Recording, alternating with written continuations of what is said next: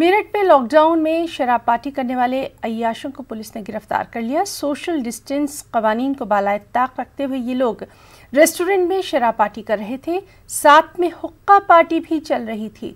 समाजी तंजीम की निशानदेही पर पुलिस ने कार्रवाई करते हुए 50 से ज्यादा अफराद को गिरफ्तार किया।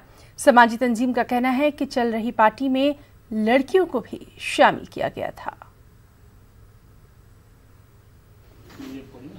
लॉकडाउन में भी बड़ी संख्या में एक छोटी सी जगह 50 लोगों की पार्टी चल रही है।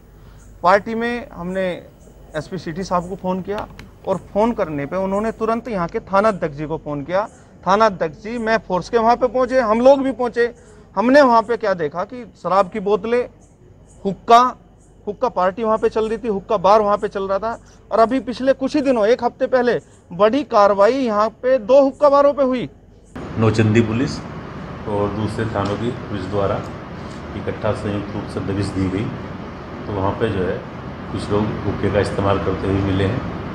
वहाँ की तलाशी ली गई तो कुछ लोगों पे वहाँ पे कोई नशीले पदार्थ भी प्राप्त हुए हैं और बाकी काफ़ी संख्या में लोग थे जिनकी संख्या 50 के आसपास है।